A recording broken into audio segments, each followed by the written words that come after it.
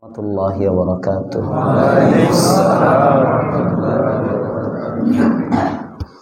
Durud syarif puri Allahumma salli ala Muhammadin wa ala ali Muhammad kama sallaita ala Ibrahim wa ala ali Ibrahim innaka Hamidum Majid. Allahumma barik ala Muhammadin wa ala ali Muhammad kama barakta ala Ibrahim wa ala ali Ibrahim innaka Hamidum Majid. Subhanaka la ilma lana illa ma 'allamtana innaka antal alimul hakim. Alhamdulillah, muazzaz muhtaram মুসল্লিয়ান কিরাম মুরব্বিয়ান নিজাম, যুবক বন্ধুরা, ছোট বাচ্চারা, তালেবানে উলুমে নবুওয়াহ, শুকরিয়া রব্বে করিমের দরবারে যার তৌফিকে সালাতুল জুমা আদায়ের উদ্দেশ্যে মসজিদে আসতে পেরেছি। কালিমাতুশ শুকর পড়ি আলহামদুলিল্লাহ।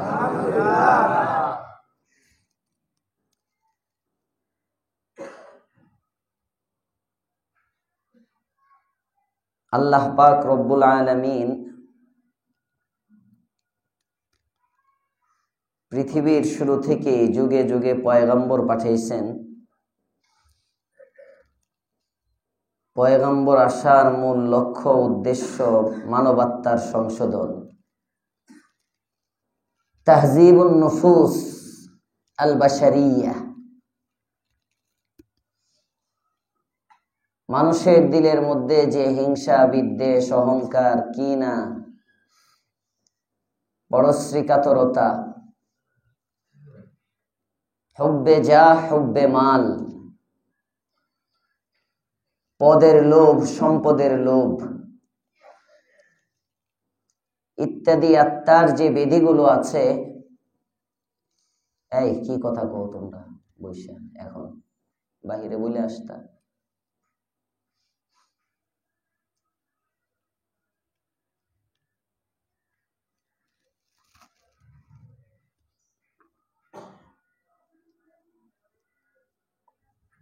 কি বলতেছিলাম?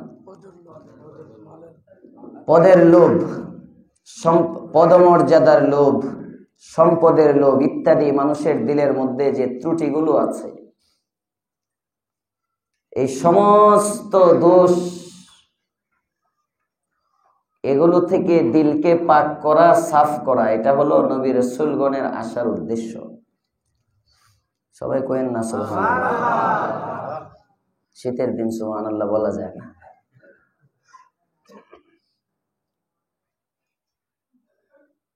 রাসূল করিম সাল্লাল্লাহু আলাইহি ওয়াসাল্লাম নাই, কিয়ামত পর্যন্ত হায়াত তাকে দেওয়া হয় নাই, সব সময় থাকবেন না। ওয়া মা মুহাম্মাদুন ইল্লা রাসূল ক্বাদ খালাত মিন ক্বাবলিহির রুসুল, এটাই পৃথিবীর বাস্তবতা। এই পৃথিবীতে আসলে পৃথিবী ছেড়ে যেতে হয়, কেউ থাকতে পারে না, যত বড়ই হোক। এটা ক্ষমতার দিক দিয়ে বড় হোক, ইলমের দিক দিয়ে বড় হোক, আমলের দিক দিয়ে বড় হোক, যে দিক দিয়েই বড় হোক, কেউ পৃথিবীতে থাকবে না। হয়তো 1000 বছর হায়াত পাবে, শত শত বছর বাঁচবে, যার হায়াত যতটুকু বরাদ্দ এই কয়দিন থাকবে, কিন্তু এক সময় যেতে হবে, এটাই বাস্তবতা। পয়গম্বর মুসা আলা নবীনা ওয়া আলাইহিস সালাতু ওয়াস সালাম জলিলুল কদর পয়গম্বর, খুব মর্যাদাবান পয়গম্বর, শানওয়ালা পয়গম্বর, পাওয়ারলেস না। রাগী পয়গম্বর, জালাল গালিব ছিল। মুসা আলা নবীনা ওয়া আলাইহিস সালাতু ওয়াস সালামের কাছে মালাকুল মাউত আসছে।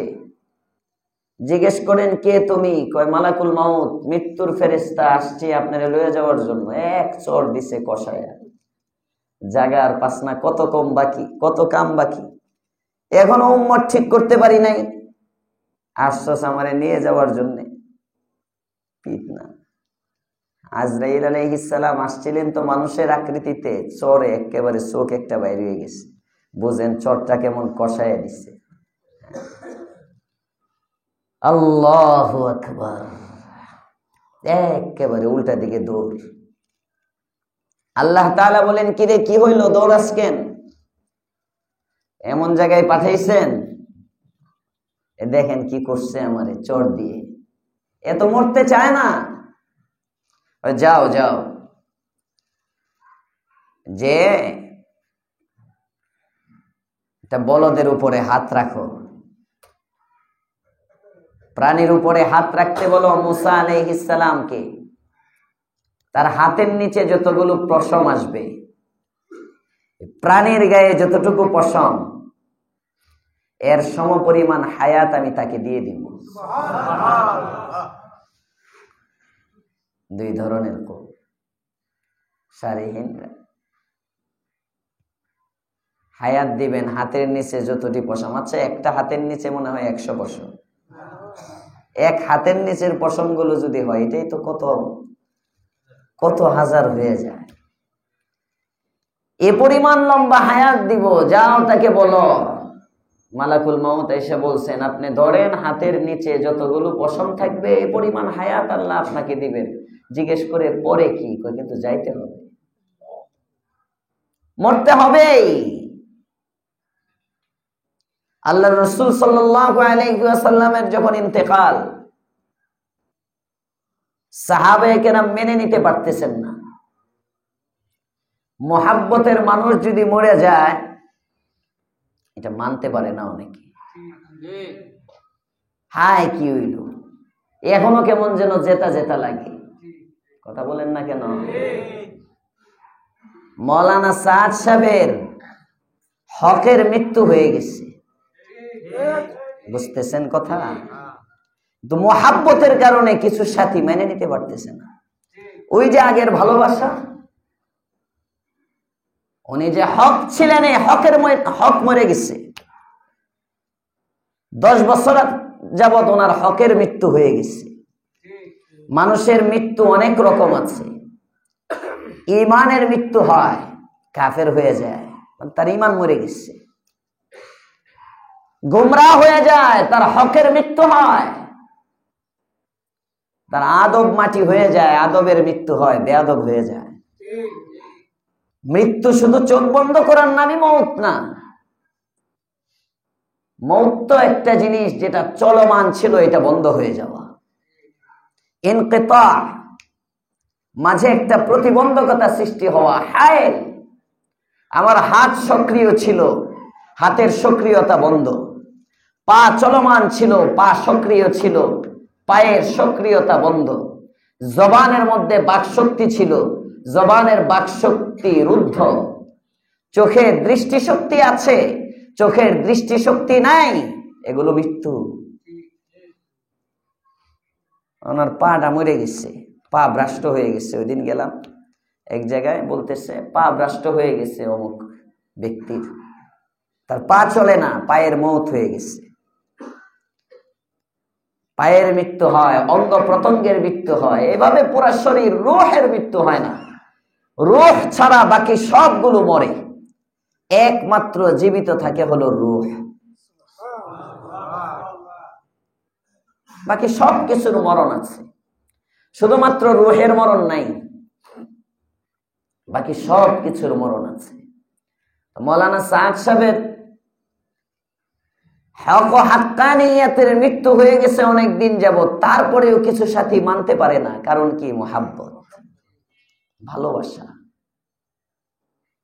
এরা ভালোবাসে মৌলানা সাদ সাহেবকে। কেমন ভালোবাসে? তাদের কথাবার্তায় বোঝা যায় আল্লাহ আল্লাহর রসুলের চেয়েও বেশি ভালোবাসে। একজন ব্যক্তির দিলের মধ্যে মুসলমান হিসাবে সবচেয়ে বেশি ভালোবাসা থাকবে কার? 1 নম্বরে 2 নম্বরে, 3 নম্বরে বাবা মা। 3 নম্বরে বাবা মা বাবা। হ্যাঁ, এখন নম্বর আসবে। উলামায়ে কেরামের কোনো নম্বর নেই, মৌলবীরে ভালোবাসার কোনো নম্বর নাই। আপনি যদি আপনার আব্বাকে ভালোবাসেন, আপনার আম্মাকে ভালোবাসেন, অনেক সময় বাবার আদরের সন্তান হলে একটা যদি গাড়তেরা হয়, বাবা মা বলে এই এটা তো একটু উল্টা পাল্টা জানোসি বাবা, তোর জন্য আমি দোয়া করি, ছেড়ে দে জমিটা, ওরে দিয়ে দে, মারামারি করিস না। কথা বলেন না কেন? হয় না এমন অনেক সময়?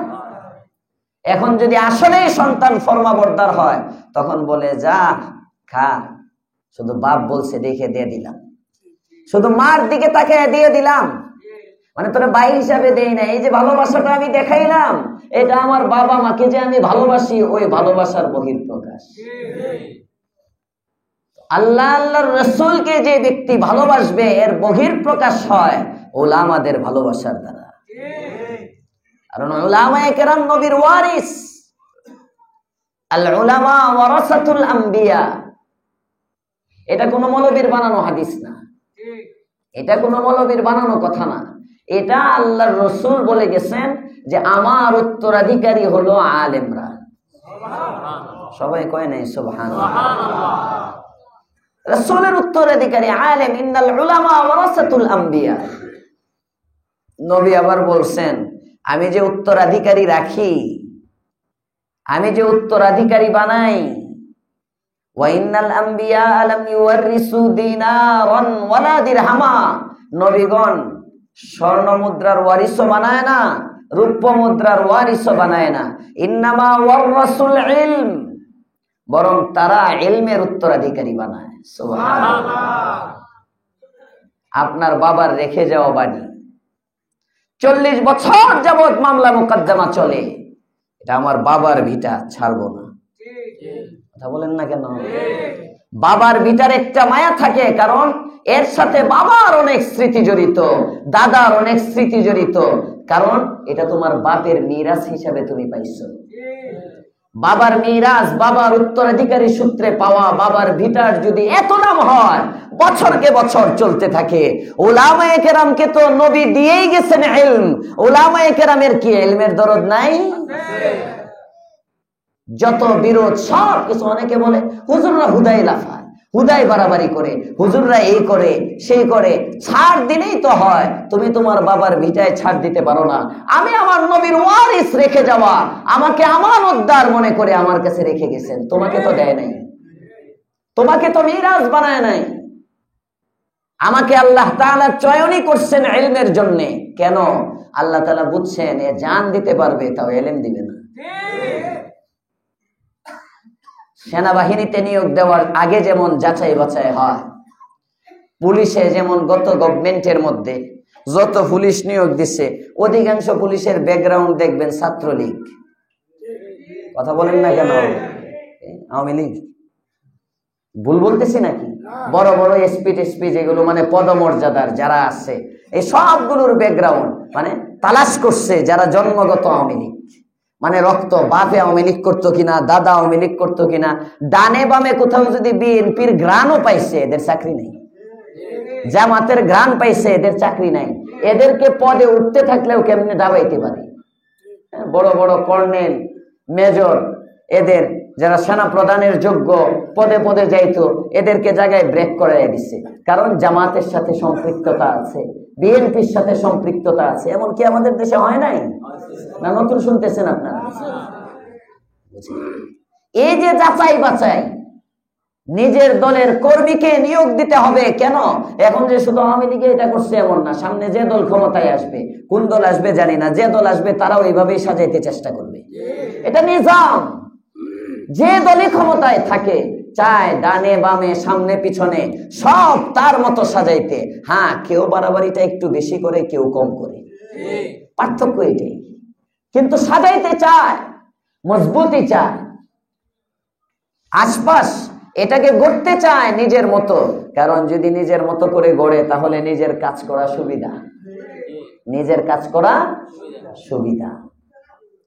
আপনারা যদি নিয়োগ দেওয়ার জন্য আপনাদের ক্ষমতা, দুনিয়ার ক্ষমতা টিকাবার জন্য যদি এত যাচাই বাছাই হয়, সে আমার কিনা? আল্লাহ পাক রব্বুল আলামিন আল্লাহর দ্বীন হেফাজতের জন্য একজন ব্যক্তিকে মনোনয়ন করবেন, চয়ন করবেন, ওনাকে আল্লাহ যাচাই বাছাই করবেন না? অবশ্যই করবেন। যে এই লোকটা দুনিয়ার কাছে বিক্রি হবে কিনা, এই লোকটা জান দিতে পারবে কিনা আমার দ্বীনের হেফাজতের জন্য। এভাবে যাচাই বাছাই করে আল্লাহ পাক রব্বুল আলামিন একজন রে হাক্কানি আলেম বানান। জোরে কোন সুবহানাল্লাহ। আর উলামায়ে কেরামের আপ্রাণ চেষ্টা থাকে যে আমি যেহেতু আল্লাহ আমাকে বাছাই করছেনই, আমি এটার লাজ রাখি, আমি এটার মান রক্ষা করি, আমি এটার মর্যাদা রাখি। এজন্য যারা রাসূলকে ভালোবাসবে তারা অটোমেটিক আলেমকে ভালোবাসবে। আলেমের ভালোবাসা ছাড়া রাসূলকে ভালোবাসার দাবি করার কোনো যৌক্তিকতা নেই। এজন্য আপনারা যারা আসছেন অবশ্যই আলেমকে ভালোবাসেন, রাসূলকে ভালোবাসেন, এজন্যই তো আগে আগে চলে আসেন। এজন্যই আসেন। বাকি এই দাওয়াত আম করতে হবে।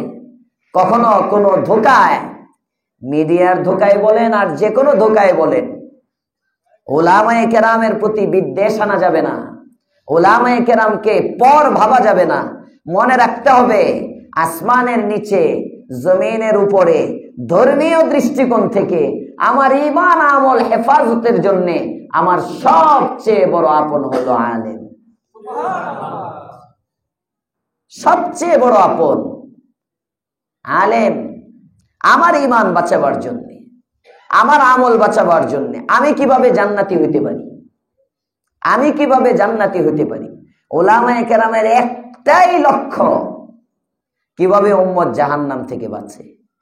আর কোনো চাওয়া নাই গাড়ি বাড়ি, ব্যাংক ব্যালেন্স, পদ পদবি, এগুলো চাওয়া নাই।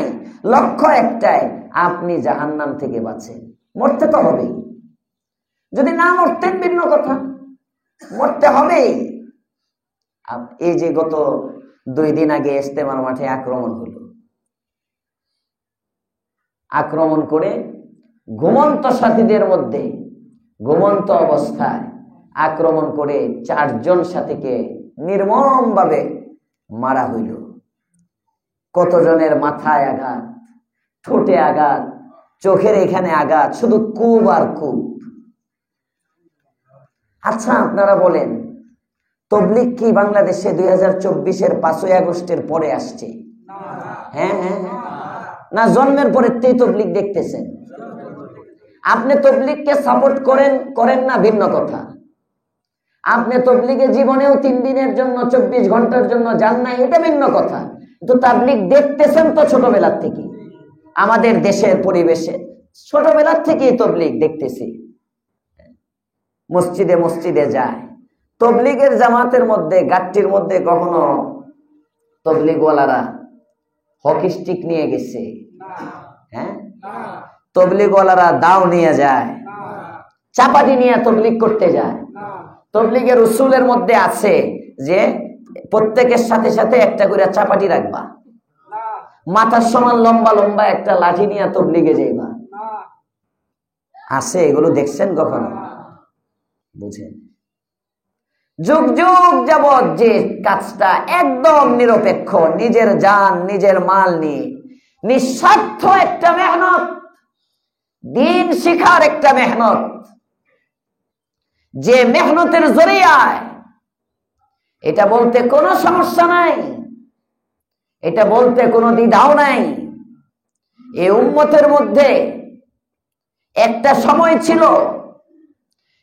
সময় ছিল কোন জেনারেল শিক্ষিত পরিবারের বাচ্চাদেরকে মাদ্রাসায় দিত না। মাদ্রাসার মধ্যে ইতিম, মিসকিন, গরিব, গুরাবা, যাদেরকে মনে করা হতো এদের কেউ নাই, এই সমস্ত বাচ্চাগুলো মাদ্রাসায় পড়তো। এক জামানায় ছিল, অনেক আগে দিত না। উম্মতের উলামায়ে কেরাম বুঝাইছেন, পাশাপাশি তবলিগও বুঝাইছেন। দাওয়াত ও তাবলীগের মাধ্যমে উম্মতের উলামায়ে কেরাম বোঝানোর মাধ্যমে, এই দ্বিমুখী মেহনতের উসিলায় এখন ডাক্তার, তার ছেলেও হাফেজ। সুবহানাল্লাহ বলেন না যে? আমাদের সামনের নির্বাচনের হবু এমপি যদি হয় আর কি, জাহাঙ্গীর সাহেব, কফিল সাহেব, এই দুইজনের একজনই তো বিএনপির থেকে যদি মনোনয়ন দেয়, দুইজনের কাউকে দিবে, যারাই দেয়। জাহাঙ্গীর সাহেবের মেয়ে মনে হয়, মেয়ে না ছেলে শুনলাম, হাফেজ, মেয়ে হাফেজা, এই মাদ্রাসায় পড়েছে মাইয়া, অথচ উনি রাজনীতিবিদ, এখনো কিন্তু দাড়িটা আসে নাই। এই বিএনপির ওলারা আবার বুঝছেন না, সমালোচনা করতেছি, প্রশংসা করতেছি, কারণ রাজনীতির কানা যেগুলো হয়, এটি সমালোচনা কোনটা, প্রশংসা কোনটা, এটাও বুঝে না, এটি অন্ধভক্ত।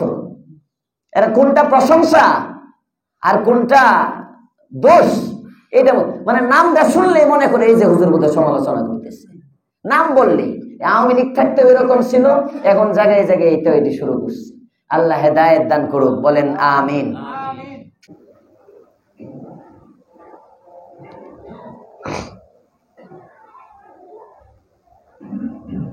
মোহাব্বত ভালো, অতি ভালোবাসা ভালো। রাসূল করিম সাল্লাল্লাহু আলাইহি ওয়াসাল্লামকেও সাহাবায়ে কেরাম মোহাব্বত করেন, যে কারণে নবীর যখন ইন্তেকাল হয়েছে ওমর মানতে পারতেছেন না। কথা মনে আছে? মোহাব্বতের কারণে মানা যায় না অনেক কিছু। ওমর দাঁড়ায় গেছেন, যে বলবে মুহাম্মদ মারা গেছে এর শোয়ায় ফেলবো একে। হযরতে আবু বকর সিদ্দিকের কাছে খবর গেছে, ওমর তো পাগলামি করতেছে, মসজিদে নববীতে দাঁড়ায় আছে, যান, আপনি ছাড়া ওমরকে কেউ সান্ত্বনা করতে পারবে না। আল্লাহর পয়গম্বরের সাহাবী হযরত ওমর ইবনুল খাত্তাব রাদিয়াল্লাহু তাআলা আনহু মসজিদে নববীতে দাঁড়িয়ে দাঁড়িয়ে বলতেছেন, যে ব্যক্তি বলবে মুহাম্মদ মারা গেছেন, মুহাম্মদ ইন্তেকাল হয়েছে, বলতে দেরি আমি ওমরের তরবারিটা তার শরীর থেকে মাথাটা বিচ্ছিন্ন করতে দেরি হবে না। হযরত আবু বকর সিদ্দিক রাদিয়াল্লাহু তাআলা আনহু গেলেন, যে দেখেন ওমরের অবস্থা খুব ভিন্ন, গিয়ে যদি বলেন ওমর আসলেই রাসূলের ইন্তেকাল হয়ে গেছে, বিরূপ প্রতিক্রিয়া হইতে পারে, না জানি আবু বকরের উপর ঝাঁপায়া পড়ে হালত গালেব। আবু বকর কিচ্ছু না বইলা পাশে কোরআনের আয়াত তেলাওয়াত করা শুরু করছেন। ওয়ামা মুহাম্মাদুন ইল্লা রাসূল ক্বাদ খালাত মিন ক্বাবলিহির রাসূল। অন্য আয়াতে আছে ইন্নাকা মাইতুন ওয়া ইন্নাহুম মাইতুন, সবাই মারা যায়, নবী আপনিও মরবেন। আরেক আয়াতের মধ্যে আল্লাহ তাআলা বলতেছেন ওয়ামা মুহাম্মাদুন ইল্লা রাসূল, মুহাম্মদ আর কি, রাসূলই তো, মুহাম্মদ তো একজন রাসূলই। ক্বাদ খালাত মিন ক্বাবলিহির রাসূল, তার পূর্বেও অনেক অনেক রাসূল অতিবাহিত হয়ে গেছেন। সুতরাং অন্যান্য রাসূলরা যেমনি ভাবে মারা গেছেন, এই রাসূলও মারা যেতে পারেন, কোনো সমস্যা নাই। মোহাব্বত আরেক জায়গায় রাখেন, মোহাব্বতের পুটলা আরেক জায়গায় রেখে চিন্তা করেন মাওলানা সাদ সাহেব কি, এর চেয়ে অনেক বড় বড় যোগ্য ব্যক্তিও গোমরাহ হয়ে গেছে। ইতিহাস আছে বাবা, ইতিহাস আছে। আপনাকে কে সার্টিফিকেট দিল? হযরত আব্দুল্লাহ ইবনে ওমরের বর্ণনা, ইন্নাল হাইয়া লা তুমানু আলাইহি, বুখারীর বর্ণনা এটা, ইন্নাল হাইয়া লা তুমানু আলাইহি। হযরত ইবনে ওমর বলেন, জীবিত ব্যক্তির উপর কখনো ভরসা করতে নাই। ইন্নাল হাইয়া লা তুমানু আলাইহি, জীবিত ব্যক্তির উপর ভরসা করা যায় না, যে কোনো সময় শয়তানের ধোঁকা পড়া গোমরাহ হইতে পারে, যে কোনো সময় গোমরাহ হইতে পারে। ভরসা করতে হয় যিনি মরে গেছে ঈমান নিয়ে, তাদের উপরে, তারা উসওয়া হয়, তারা দলিল হয়। এই জন্য দলিল রাসূল, দলিল সাহাবা, দলিল তাবিঈ, সব দলিল না। তো আমরা সমস্যা হইলো আমাদের ভক্তি থাকে জীবিত মানুষের সাথে, জীবিত মানুষের সাথে ভক্তি তো, এজন্য জিন্দা মানুষের পিছনে দৌড়াইতে থাকি আমরা না। আল্লাহ তাআলা আমাদেরকে ইতিদালের জিন্দেগি দান করেন, ইনসাফের জিন্দেগি দান করেন। রাসূল করিম সাল্লাল্লাহু আলাইহি ওয়াসাল্লামের উম্মত আমরা, এই উম্মতের লাজ রাখবার তৌফিক দেন, বলেন আমিন। অন্য সব বাদ দেন, দলাদলি, কুদাকুদি, লাফালাফি, ফালাফালি সব এক জায়গায় রাখেন। আপনি এতটুক চিন্তা করেন, আপনি কিন্তু মুহাম্মদুর রাসূলুল্লাহর উম্মত। আপনি কি করতেছেন? একজন ঘুমন্ত ব্যক্তিকে আপনি মারতে গেলেন। কুকুর বিড়ালকে যখন নিরীহভাবে পায়, তখন কুকুর বিড়ালের উপরে ঝাঁপায় পড়ে। বাঘ যখন হরিণকে নিরিবিলি পায়, তখন বাঘ হরিণের উপর ঝাঁপায় পড়ে। পশুর স্বভাব। তোমার যদি এত আক্রমণ করতে মন চায়, দিনে আসতা? কথা বলেন না কেন? দিনের বেলা আসো, রাতের আধারে, তাহাজ্জুদের সময়, যে সময়টার মধ্যে আল্লাহর পয়গম্বর কাফেরের উপরে আক্রমণ করতো না। মুসলমান যখন যুদ্ধে যাইতো, যুদ্ধে হাদিসের মধ্যে আসছে আল্লাহর রাসূল কাছাকাছি কোন এলাকায় যদি রাত্রে গিয়ে পৌঁছে যেতেন, তাহলে ফজর পর্যন্ত অপেক্ষা করতেন, সূর্যোদয়ের অপেক্ষা করতেন, রাত শেষ হওয়ার ইন্তজার করতেন, শেষ রাত্রে আক্রমণ করতেন না। কাফেরের উপর যে পয়গম্বর শেষ রাত্রে শত্রুর উপর আক্রমণ করতেন না, তুমি বন্ধুর বেশে, বন্ধু হইয়া মুসলমানের বেশে মুসলমানকে পিটাইলা। তুমি কিসের মুসলমান? কিসের তাবলীগ করো? কিসের জুব্বা পরো? এই সবগুলোর যদি জায়েজ থাকতো, শুধু জুব্বা খুইলা এটির দাড়ি চাইছে রাস্তার মধ্যে ঘোরানো দরকার। এই সমস্ত এতাআতিগুলো এদেরকে চিহ্নিত করা দরকার। তুমি দাওয়াতের কাজ করতেছ না, তুমি তাবলীগের কাজ করতেছ না, তুমি পূর্ণ মুসলমান হইতে পারো নাই, তুমি ইসলামের দুশমন, তুমি কালিমার দুশমন, তুমি উলামাদের দুশমন, তুমি আওয়ামের দুশমন, সর্বোপরি তুমি এই স্বাধীন বাংলাদেশের ভূমির দুশমন, তুমি দেশের দুশমন। দেশ বিরোধী চক্রান্ত যখন চতুর্দিকে মাথা চাড়া দেয়, এই অন্তর্বর্তীকালীন সরকারের দুর্বলতাকে কাজে লাগায়। কারণ এখন যে সরকার আছে, এই সরকার এত শক্তিশালী, নিজে কোনো ফয়সালা নিতে পারে না। কথা বলেন না কেন? কোনো ফয়সালা নেওয়ার ক্ষমতা নাই। এরা ফয়সালা একটা নিলে ডাইনে তাকায়, বামে তাকায়, সামনে পিছনে কত জনের সাথে পরামর্শ করে নিজে যে একটা ডাইরেক্ট অ্যাটাক করবে, এই ক্ষমতা নাই। কারণ এটা নির্বাচিত কোন সরকার না। যেহেতু নির্বাচিত সরকার না, এই ধরনের সরকাররা একটু দুর্বলই হয়। গণ অভ্যুত্থানে, এটি পৃথিবীর ইতিহাসে যারা এইভাবে আসে, তাদের একটা দুর্বলতা কাজ করে, না জানি কখন আবার পড়ে যাই, না জানি কখন আবার পড়ে যাই। আর যদি ভোট চুরি করেও নির্বাচিত হয়, ভোট চুরি করেও তারও একটা শক্তি থাকে। বুঝতেছে? গণতান্ত্রিক রাষ্ট্রের মধ্যে এটা ফরমালিটি মেনটেনের নির্বাচনও যদি হয়, তাও একটা জোর থাকে। আমি নির্বাচিত সরকার, গাড়ে জিততে পারে, এরা তো গাড়েও জিততে পারতেছে না। এজন্য এই দুর্বলতাকে কাজে লাগে বিভিন্ন ভাবে অতীত গভর্নমেন্টের পেতাত্তা বলেন আর সুয়াত্তা বলেন, যেটাই বলেন, সরকারকে অস্থিতিশীল করার জন্য এক এক রূপে, এক এক ঢঙে বারবার এই দুর্বলতাকে কাজে লাগায়া কিছু করার জন্য বাস চেষ্টা করতেছে। এক একটা দমন করতে করতে বেচারাদের জান শেষ। নতুন রূপে আসছে এই সাত পার্টি। এরা, এটা আমরা বলতেছি এরকম না, আপনারা এদের বক্তব্য যদি শোনেন, এদের এক খয়রাতি মৌলবী আছে, মুআজ বিন নূর। খয়রাতি মৌলবী এজন্য বললাম, এদের সবটিরই আমি খয়রাতি মৌলবী কই, কারণ যেখানেই যায় এই তিন চারটে, যেখানেই যায় এই তিন চারটে, আর কেউ নাই। এদের বিবৃতি দেওয়ার জন্য এই তিন চারজন, সাংবাদিক সম্মেলনের জন্য তিন চারজন, ইস্তেমার মাঠে মারামারি করে লাইভ করার জন্য তিন চারজন, মানে মৌলবী তাদের এই কয়টা করতে কিনে লয়ে আইছে।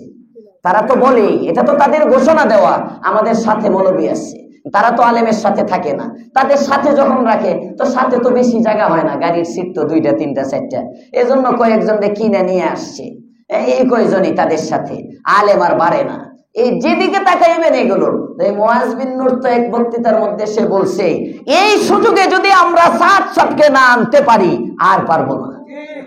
তার মানে তার এই বক্তৃতাগুলো যদি পর্যালোচনা করে বর্তমান গভর্নমেন্ট যারা দায়িত্বশীল আছে, তারা যদি এদের বক্তৃতাগুলো যদি শুনে, তাহলেই বোঝা যাবে এদের সাথে যে ভারতের লিঙ্ক আছে। এটা আমাদের দাবি না, এটা স্পষ্ট। সরকারের দুর্বলতার আশ্রয় নিয়ে নয়তো কেন বলবে যে এই সুযোগে যদি ৬০-৬০কে না আনতে পারি এখন দুর্বল, এই সুযোগে যদি মাঠ দখল করতে না পারি, এখন যদি জোর করতে না পারি আর পারবো না। কারণ তারা বুঝে একটা নির্বাচিত সরকার যখন আসবে, শক্তিশালী সরকার যখন আসবে, তখন এই আওয়ামী লীগের পেতার তারা দাঁড়াবার সুযোগ পাবে না। এটা বুঝেই তারা এই বিবৃতি দেয়। সুতরাং এদের থেকে হুঁশিয়ার, সতর্ক করা আমাদের দায়িত্ব, আপনার ঈমান আমল হেফাজত করা আপনার দায়িত্ব। আজকে থেকে যেখানেই দেখবেন এদেরকে, যেখানেই দেখবেন পিটাইবেন না, একটা মিছিল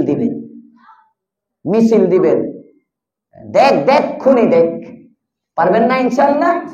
2-3 দেখলে এই খুনি, এদের নাম কি? আরে কয় না, আস্তে কয়, জোরে বলেন নাম কি? সন্ত্রাসী, খুনি, যাদের হাতে কালিমাওয়ালা মুসলমানের রক্তের দাগ, নিষ্পাপ ইতিমের রক্তের দাগ। একজন কালিমাওয়ালা মুসলমানের রক্ত তো এত দামি, এর রক্ত হেফাজতের জন্য আল্লাহর রাসূল যুদ্ধ পর্যন্ত ঘোষণা করছেন। বুখারীতে আছে, মুতার যুদ্ধে যখন যাচ্ছেন, সাহাবায়ে কেরামকে পাঠাইতেছেন আল্লাহর পয়গম্বর। প্রেক্ষাপট কি ছিল? প্রেক্ষাপট একটাই, একজন দূতকে হত্যা করা হয়েছিল, আর এখানে 4 জনকে হত্যা করছে। তাদের সাথে যুদ্ধ করতে বলতেছি না, দরকার নাই যুদ্ধ করা। ওলামায়ে কেরামকে অনেকে উগ্র বলে, যদি ওলামায়ে কেরাম উগ্রই হইতো তাহলে ওই সাইডে এর আর কয়জন ছিল? যদি সারা দেশ থেকে তাবলীগের সাথীদেরকে আহ্বান করা হইতো, কাকরাইলের মাওলানা জুবায়ের সাহেব, মাদ্রাসার ছাত্র লাগবে না একজন। এখন তারা শুধু মাদ্রাসার ছাত্রকে ফেস করে, কেন? তাবলীগের সাথী নাই। এই লক্ষ লক্ষ মানুষের ইজতেমা হয়, 30 লক্ষ 40 লক্ষ মানুষ ইজতেমার মাঠে জমায়েত হয়, এই বিশ্ব ইজতেমা হয়। তোর মধ্যে ধরলাম 10 লক্ষ মাদ্রাসার ছাত্র ধরলাম, তাও তো বাকি 20 লক্ষ তো আওয়াম, 20 লাখ তো আওয়াম। যদি মাওলানা জুবায়ের সাহেব ডাক দেন, এই 20 লক্ষ আওয়াম যদি মাঠের দিকে আসতো, এদের অবস্থাটা কি হইতো? কিন্তু উলামায়ে কেরাম সবর করেন। এটা রাসূলের জামানাত থেকে চলে আসছে। তবে এই সবরের অর্থ এই না যে সবসময় সবর করতেই থাকবে, সবসময়। এই জন্য একটু আওয়াজ উঠানো দরকার মাঝে মাঝে, যে না আপনারাও আছেন। আওয়ামী লীগের সময় যেমন আওয়াজ উঠাইছেন, 17 বছরে আওয়াজ উঠাইতে পারেন নাই, সবাই মিলে যখন আওয়াজ উঠাইছেন, বাস একেবারে পালাইয়া গেছে ভারতে, একদম ভারত। আর এলাকার আতি নেতা পাতি নেতা এদিকে দেখাই যায় না, এখন কই যে গেছে। মাঝে মাঝে 1-2টারে ফোন দিয়েও পাওয়া যায় না। মাহফিলের দাওয়াত দেওয়ার জন্য 1-2 জনের ফোন দিতে নিচ্ছে আমার মুসল্লি, এর মোটামুটি নেতা ছিল, কিন্তু মোবাইল বন্ধ, খুঁজে পাই না। আজীব অবস্থা, এমনি পালানো লাগে, আগাগোড়া সব পালাইছে। ইতিহাস, বিশ্বের ইতিহাসে আর এরকম নাই যে একদম উপর থেকে নিয়ে নিচ পর্যন্ত সব পালায়। আল্লাহ হেদায়েত দান করুক, বলেন আমিন। তো আপনারা যদি আবারও একটা আওয়াজ উঠাইতে পারেন হকের পক্ষে, উলামায়ে কেরামের পক্ষে, হকের পক্ষে, দাওয়াত ও তাবলীগের হেফাজতের লক্ষ্যে একটা আওয়াজ যদি আপনারা উঠাইতে পারেন, 17 বছরের মতো মজবুত তো এরা হয় নাই। আওয়ামী লীগের তো সংখ্যাগরিষ্ঠতা আছে, অনেক জনবল, এদের তো এত লোকও নাই। এই 5%, 10%, 15%, ধরলাম 20%, এই 20%, 80%-এর আওয়াজের সামনে কিছুই না। আল্লাহ পাক রব্বুল আলামিন আমাদেরকে হক ও হাক্কানিয়াতের সাথে থাকবার তৌফিক দান করুন। থাকবেন ইনশাআল্লাহ? খালি মসজিদে নাকি আসলেই সত্যি সত্যি থাকবেন ইনশাআল্লাহ? আসেন তো একদম। আজকে একটা পরীক্ষা হইব জুমার নামাজের পরে, কারা কারা থাকবেন। জুমার পরে কেউ ঘরের দিকে না গিয়া সব 8 নম্বরের দিকে ছুটবেন। আধা ঘন্টা সময় 8 নম্বর রেল লাইনের ওখানে একসাথে সমস্ত মসজিদের সাথীরা জমা হবে। ওখান থেকে হাউস বিল্ডিং পর্যন্ত একটা মিছিল হবে, হাউস বিল্ডিং পর্যন্ত একটা মিছিল। ওই মুয়াজ্জিন সাহেব আমাকে বলল এটা একটা কর্মসূচি, একটা মিছিল হবে, এই মিছিলের মধ্যে যাইবেন, গিয়ে মিছিল করে চলে আসবেন, এনে কোনো মারামারি হইব না, ডরায়েন না, যাইবেন ইনশাআল্লাহ। যাদের যাদের সুযোগ হয়, একান্ত কাজ না থাকে, ডায়াবেটিসের রোগী মিছিল করতে গেলে পরে রাস্তায় পড়ে যাইবেন, আরো 4 জনে আপনারা দৌড়ে নিয়ে আসতে হবে, খাবার সময় মতো না খাইলে এরকম কিছু বিধি নিষেধ থাকে, এমন করলে আপনার ছুটি। আর যদি এমন না হয়, ইনশাআল্লাহ সবাই ওখানে যাব। যেমনি ওই যে 5ই আগস্টের বিজয়ের দিনে আপনারা গেছিলেন, একেবারে রাস্তায় কেউ বলতে হয় নাই, নারী পুরুষ সব বের হয়ে গেছে উদযাপনের জন্য। আজকে এভাবে একটা প্রদর্শনী, আমরা সবাই এক, ঐক্যতা দেখানোর উদ্দেশ্য, মিছিল মিটিং এটা মূলত উদ্দেশ্য না। এ অবরোধ করা, এই করা, সেই করা, হাবিজাবি, এইটা না, এগুলো না, বরং একটা প্রদর্শনী, আমরা সবাই এক, বাতিলের বিরুদ্ধে আমরা সমস্ত মুসলমান এক, এই ঐক্যতার একটা প্রদর্শনী দেখাবার জন্য পারবো ইনশাআল্লাহ। আল্লাহ তৌফিক দান করেন, আমিন। ওয়া আখিরু দাওয়ানা আলহামদুলিল্লাহি রাব্বিল আলামিন।